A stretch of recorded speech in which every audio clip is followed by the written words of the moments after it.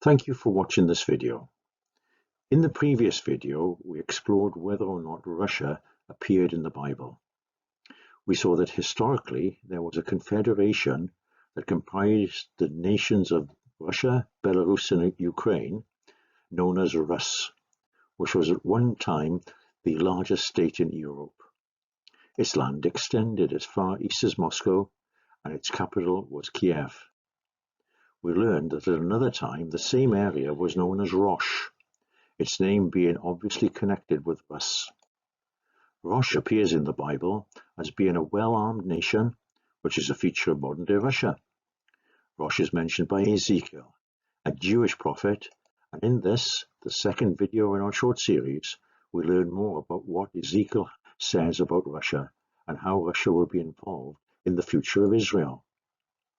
In doing this, we do not comment on the political aspects of any actions that have been or are being taken, but rather on what the Bible teaches.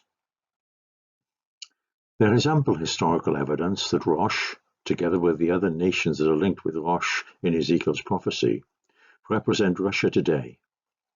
Ezekiel was a Jewish prophet, and his prophecy directed towards the people of Israel, and so God's words through him concern the future of the land of Israel. 3 times he refers to Rosh in relation to future events that would take place in that land. The Bible clearly tells us that Russia will be involved in a significant way in the future of the land of Israel, but what will that involvement be? The connection between Ezekiel's words and modern-day Russia has found its way into the headlines of the Jerusalem Post, one of Israel's leading daily newspapers. In the last week, the references have been prompted by the Russian invasion of Ukraine, but it is not that invasion that this is the subject of Ezekiel's prophecy. The prophet clearly predicts a time when it will be Israel that will be under the threat of Russian invasion. The paper goes on to show that not only some Christians, but also some Orthodox Jewish teachers have correctly understood that the prophet is referring to Russia. We should have no doubts that the Bible prophecy will be fulfilled. In chapter 38 of Ezekiel, the prophet shows that Rosh, or Russia, will come down into the land that is brought back from the sword, that is gathered out of many peoples upon the mountains of Israel. He is referring to his previous chapter when he had predicted that Israel would be taken from the countries into which they had been scattered and would be brought back into their own land. They would be living on the mountains of Israel. We know that this prophecy had one fulfillment in the events that took place after the Second World War, when Jews returned to the land of Israel in great numbers, and the present state of Israel was established.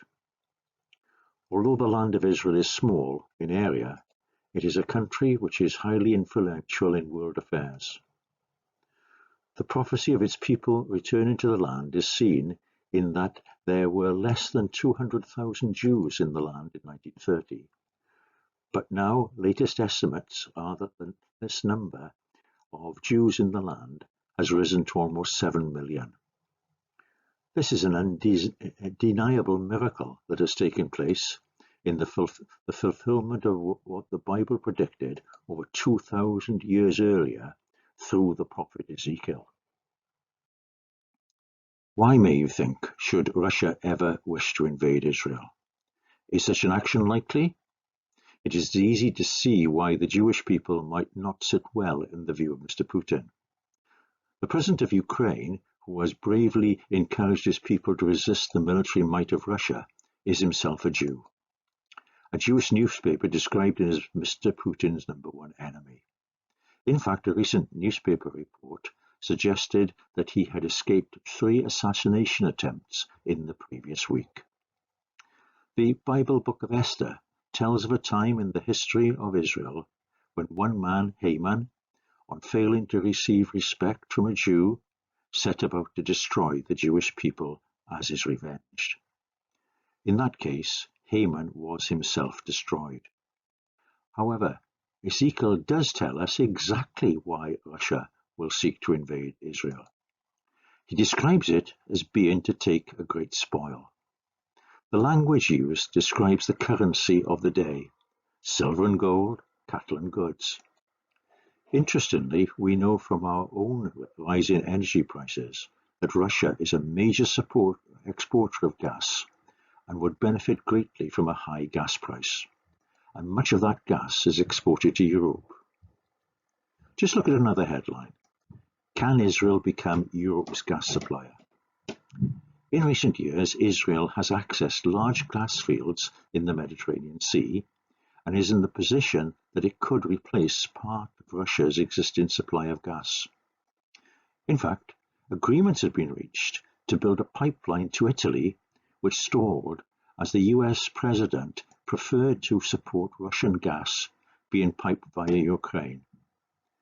Could it be that this will change his mind? Is this the spoil that might attract Russia?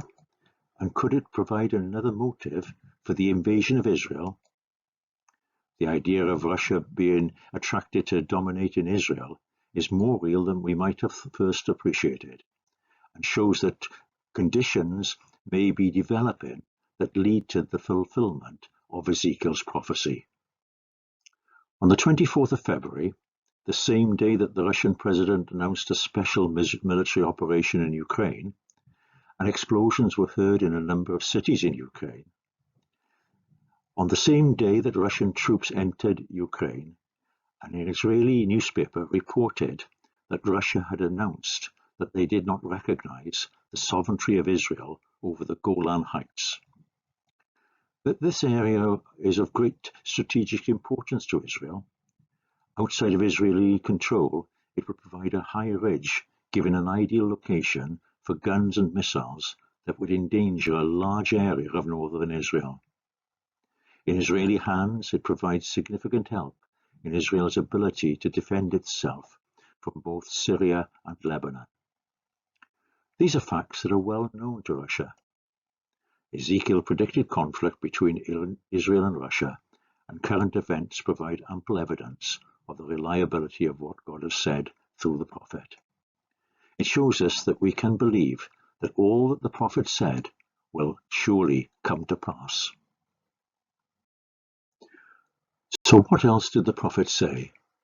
What was the result of the conflict that he predicted? What is God's answer to war? We hope that you have found this video interesting and would be delighted if you would view the next video in the series, when we will see the part that Jesus will play in the events that are to come on the earth. If you would like to do so, then the link will be posted on the Swansea Christadelphian Facebook page. If you would like to view the previous talk in the series, it is on the Swansea Christadelphian YouTube page. The size of the Bible can make it difficult to know how to start to explore what it has to say, and so we're arranging a series of seminars that have been specially developed to help both new and more experienced readers in being able to read it more effectively. Again, the links will appear on the Swansea Christadelphian Facebook page. If you would like to read more about Bible prophecy, a free booklet is available online. All these resources are free and without obligation. As in all things, all these arrangements are subject to the will of Almighty God. Thank you again for watching this video.